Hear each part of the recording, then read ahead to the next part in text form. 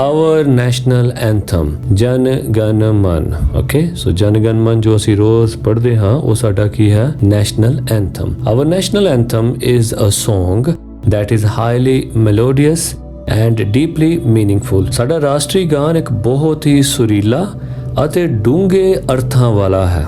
it was written and composed by Rabindranath Tagore। ਇਹ ਰਵਿੰਦਰਨਾਥ ਟੈਗੋਰ ਦੁਆਰਾ ਲਿਖਿਆ ਗਿਆ ਅਤੇ ਇਸ ਦੀ ਧੁਨ ਵੀ ਰਵਿੰਦਰਨਾਥ ਟੈਗੋਰ ਜੀ ਨੇ ਬਣਾਈ। He was a great poet. ਉਹ ਇੱਕ ਮਹਾਨ ਕਵੀ ਸਨ and was awarded the Nobel prize for literature in 1913 ਅਤੇ ਜਿਨ੍ਹਾਂ ਨੂੰ 1913 ਵਿੱਚ ਸਾਹਿਤ ਲਈ ਨੋਬਲ ਪ੍ਰਾਈਜ਼ ਮਿਲਿਆ ਸੀ। Hour national anthem is sung on all ceremonial ਓਕੇਸ਼ਨਸ। ਸਾਡਾ ਰਾਸ਼ਟਰੀ ਗਾਨ ਸਾਰੇ ਉਤਸਵ ਮੌਕਿਆਂ ਤੇ ਗਾਇਆ ਜਾਂਦਾ ਹੈ। It is also sung at the time of morning prayers in our educational institutions। ਇਹ ਸਾਡੀਆਂ ਸਾਰੀਆਂ ਸਿੱਖਿਆ ਸੰਸਥਾਵਾਂ ਦੇ ਵਿੱਚ ਵੀ ਗਾਇਆ ਜਾਂਦਾ ਹੈ ਮਾਰਨਿੰਗ ਪ੍ਰੇਅਰਸ ਵੇਲੇ। ਸੋ ਇਹ ਸਾਡਾ ਅਗਲਾ ਕੁਐਸਚਨ ਹੈ ਉਹ ਕਵਰ ਹੋ ਗਿਆ।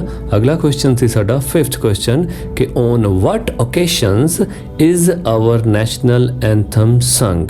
ਸੋ ਇਹਦਾ ਜਵਾਬ ਇਹੀ ਹੋ ਜਾਏਗਾ our national anthem is sung on all ceremonial occasions. It is also sung at the time of morning prayers in our educational institutions। It gives the message of peace, patience, tolerance and national unity। ਇਹ ਸ਼ਾਂਤੀ ਦਾ, ਸਬਰ ਦਾ, ਬਰਦਾਸ਼ਤ ਕਰਨ ਦਾ ਅਤੇ ਰਾਸ਼ਟਰੀ ਏਕਤਾ ਦਾ ਸੁਨੇਹਾ ਦਿੰਦਾ ਹੈ। We should stand at attention। ਸਾਨੂੰ ਸਾਵਧਾਨ ਹੋ ਕੇ ਖੜਨਾ ਚਾਹੀਦਾ ਹੈ when the national anthem is being played or sung। ਜਦੋਂ ਰਾਸ਼ਟਰੀ ਗਾਨ ਵਜਾਇਆ ਜਾਂ ਗਾਇਆ ਜਾਂਦਾ ਹੈ। ਸੋ ਇਹ ਸਾਡਾ 6th ਕੁਐਸਚਨ ਸੀ ਕਿ what should we do when our national anthem is being sung। Okay, so ਇਹਦਾ ਜਵਾਬ ਕੀ ਹੋਏਗਾ? we should stand at attention। ਤੁਸੀਂ ਇੰਨਾ ਵੀ ਲਿਖ ਦੋਗੇ ਤਾਂ ਵੀ ਕੰਪਲੀਟ ਜਵਾਬ ਹੈ। ਓਕੇ, ਸੋ ਇਹ ਪੈਰਾ ਪੜਨ ਨਾਲ ਸਾਡਾ 7th ਕੁਐਸਚਨ ਵੀ ਜੋ ਹੈ ਕੰਪਲੀਟ ਹੋ ਗਿਆ। 7th ਕੁਐਸਚਨ ਕੀ ਹੈ? what do you know about the writer of our national anthem। ਸੋ ਰਵਿੰਦਰਨਾਥ ਟੈਗੋਰ ਜੀ ਜਿਨ੍ਹਾਂ ਨੇ ਲਿਖਿਆ ਸੀ ਉਹਨਾਂ ਬਾਰੇ ਅਸੀਂ ਕੀ ਜਾਣਦੇ ਹਾਂ? ਸੋ ਲਿਖ ਦਿਓ ਕਿ he was a great poet and was awarded the Nobel Prize for Literature in 1913। Next, our national song Vande Mataram. ਸੋ ਜੋ ਪਹਿਲਾ ਕੀਤਾ ਉਹ ਹੈਗਾ ਸਾਡਾ ਰਾਸ਼ਟਰੀ ਗਾਨ। ਆਵਰ ਨੈਸ਼ਨਲ ਸੌਂਗ ਕੀ ਹੈ? ਸਾਡਾ ਰਾਸ਼ਟਰੀ ਗੀਤ ਜੋ ਹੈ ਵੰਦੇ ਮਾਤਰਮ।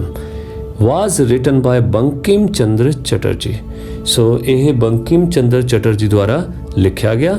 ਦ song is in the form of son's respectful homage to his motherland. ਇਹ ਗੀਤ ਇੱਕ ਪੁੱਤਰ ਵੱਲੋਂ ਆਪਣੀ ਮਾਤ ਭੂਮੀ ਦੇ ਲਈ ਸਤਿਕਾਰਯੋਗ ਸ਼ਰਧਾਂਜਲੀ ਦੇ ਰੂਪ ਵਿੱਚ ਹੈ। During the struggle for India's freedom, Bharat ਦੀ ਆਜ਼ਾਦੀ ਦੀ ਲੜਾਈ ਦੇ ਦੌਰਾਨ this song was a source of great inspiration for our great freedom fighters। ਇਹ ਗੀਤ ਸਾਡੇ ਆਜ਼ਾਦੀ ਦੇ ਘੁਲਾਟੀਆਂ ਵਾਸਤੇ ਇੱਕ ਬਹੁਤ ਮਹਾਨ ਪ੍ਰੇਰਨਾ ਸਰੋਤ ਸੀ। Next, our national animal is the tiger। ਹੁਣ ਸਾਡਾ ਰਾਸ਼ਟਰੀ ਪਸ਼ੂ ਕੌਣ ਹੈ? Tiger. this animal is a symbol। ਇਹ ਐਨੀਮਲ ਪ੍ਰਤੀਕ ਹੈ। ਕਿਸ ਚੀਜ਼ ਦਾ ਪ੍ਰਤੀਕ ਹੈ? of grace, Shan the, strength, ਤਾਕਤ ਦਾ, agility, ਫੁਰਤੀ ਦਾ and fearlessness ਅਤੇ ਨਿਡਰਤਾ ਦਾ। ਸਿੰਸ ਨਵੰਬਰ 1972 ਨਵੰਬਰ 1972 ਤੋਂ the tiger has been adapted as our national animal. Tiger ਨੂੰ ਸਾਡੇ ਨੈਸ਼ਨਲ ਐਨੀਮਲ ਵਜੋਂ ਧਾਰਨ ਕਰ ਲਿਆ ਗਿਆ। Next, our national bird is the peacock. ਸਾਡਾ ਰਾਸ਼ਟਰੀ ਪੰਛੀ ਹੈ peacock. This bird is deeply loved for its lovely and colorful plumage and for its graceful dance। ਇਸ ਪੰਛੀ ਨੂੰ ਆਪਣੇ ਰੰਗੀਨ ਪਰਾਂ ਕਰਕੇ ਅਤੇ ਬਹੁਤ ਹੀ ਮਨਮੋਹਕ ਨਾਚ ਕਰਕੇ ਪਿਆਰ ਕੀਤਾ ਜਾਂਦਾ ਹੈ। Since 1963 1963 ਤੋਂ it has been adopted as our national bird। ਇਹ ਸਾਡੇ ਰਾਸ਼ਟਰੀ ਪੰਛੀ ਵਜੋਂ ਧਾਰਨ ਕਰ ਲਿਆ ਗਿਆ। The hunting of the peacock and of the tiger has now been banned. ਮੋਰ ਅਤੇ ਸ਼ੇਰ ਦਾ ਸ਼ਿਕਾਰ ਹੁਣ ਸਾਡੇ ਦੇਸ਼ ਵਿੱਚ ਬੰਦ ਕਰ ਦਿੱਤਾ ਗਿਆ ਹੈ। ਸੋ ਇਸ ਪੈਰੇ ਵਿੱਚ ਆਂਦਾ ਹੈ ਸਾਡਾ 8th question, why is the hunting of peacocks prohibited in our country? ਕਿ ਸਾਡੇ ਦੇਸ਼ ਵਿੱਚ ਪੀਕੌਕਸ ਦੀ ਹੰਟਿੰਗ ਸ਼ਿਕਾਰ ਕਿਉਂ ਪ੍ਰੋਹਿਬਿਟਡ ਹੈ, ਯਾਨੀ ਬੰਦ ਹੈ, ਮਨਾ ਕਿਉਂ ਹੈ? ਸੋ ਜੇ ਇਹਦਾ ਪੂਰਾ ਜਵਾਬ ਲਿਖਣਾ ਤਾਂ ਤੁਸੀਂ ਲਿਖੋਗੇ the hunting of peacocks is prohibited in our country because it is our national bird. Next, our national flower is the lotus. ਸਾਡਾ ਰਾਸ਼ਟਰੀ ਫੁੱਲ ਕਮਲ ਹੈ। This lovely flower symbolizes purity and righteousness. ਇਹਨੂੰ ਪੜ੍ਹਨਾ righteous। ਇਹ ਪਿਆਰਾ ਫੁੱਲ ਸ਼ੁੱਧਤਾ ਅਤੇ ਧਰਮ ਦਾ ਪ੍ਰਤੀਕ ਹੈ। righteousness ਹੁੰਦਾ ਧਰਮ। Many Hindu gods and goddesses are shown holding this flower or seated on it. ਬਹੁਤ ਸਾਰੇ ਹਿੰਦੂ ਦੇਵੀ ਦੇਵਤਿਆਂ ਨੇ ਜਾਂ ਤਾਂ ਇਹ ਫੁੱਲ ਨੂੰ ਹੱਥ ਵਿੱਚ ਫੜਿਆ ਹੁੰਦਾ ਹੈ ਜਾਂ ਉਹ ਇਸ ਦੇ ਉੱਪਰ ਬੈਠੇ ਹੁੰਦੇ ਹਨ।